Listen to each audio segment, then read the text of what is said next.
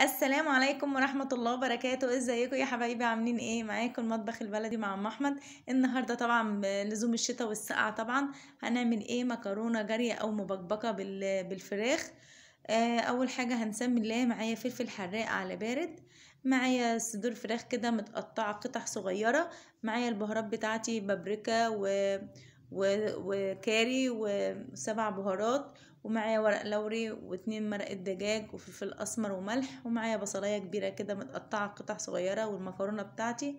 معايا الحلة على النار فيها معلقة كبيرة من السمنة ومعلقتين من الزيت، وهنبتدي نحط بقى البصلة بتاعتنا متقطعة قطع صغيرة كده، وهنقلبها بقى. نقعد نشوح في البصلة بتاعتنا لحد ما تاخد لون كده داخل على البامبي، يعني ما نغمقهاش.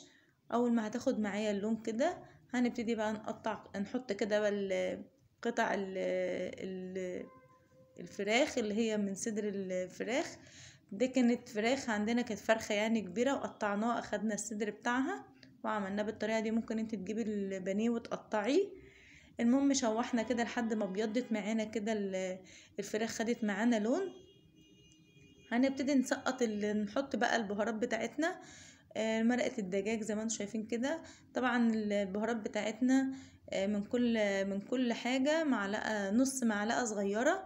والفلفل الاسمر حطيت معلقة. الملح طبعا على حسب الكمية اللي انت عايزاها.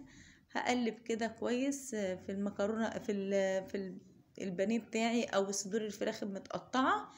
هنقلب كده لحد ما نشوحها كويس شوية حلوين يعني، وتكون النار هادية معانا. وبعد كده هنكون مجهزين طماطم بقى على حسب الكمية اللي انت عاملاها. الطماطم مضروبة في الخلاط ومتصفية. احط الطماطم طبعا وهضربها. لو عندك معلقتين صلصة ممكن تحطي. انا حطيت صلصة بعد ما حطيت الطماطم صراحة. كنت فاكرة احطها الاول وبعد كده حطيت الطماطم. ومعانا هنا طبعا الفلفل الحراق طبعا على البارد.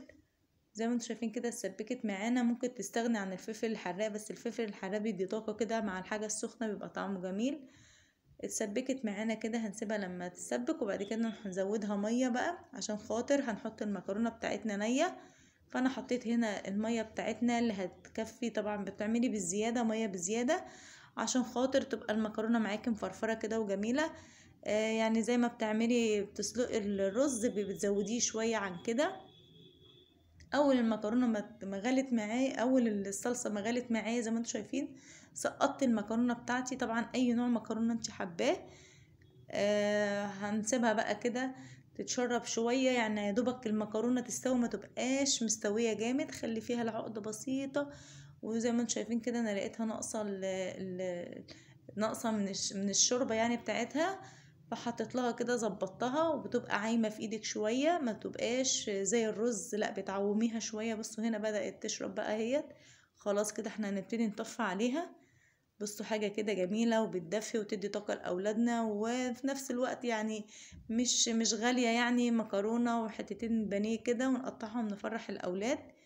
وزي ما انتم شايفين كده بصوا ما شاء الله، غرفنا بقى طبعا في اطباق كبيره والكل يتلم وياكل وبألف هنا وشفا. بصوا حاجة كده جميلة وسخنة وسريعة، يعني وجبة سريعة جدا. انا هغرف طبعا كده، وجنبها طبعا بطاطس. انا عاملة شوية حاجات كده جنبها، بطاطس وبتنجان، وبألف هنا وشفا. بصوا حاجة كده ما شاء الله. ويا رب تعجبكم. لو عجبكم الفيديو اعملوا لايك وشير للقناة وفعلوا الجرس عشان يوصلكوا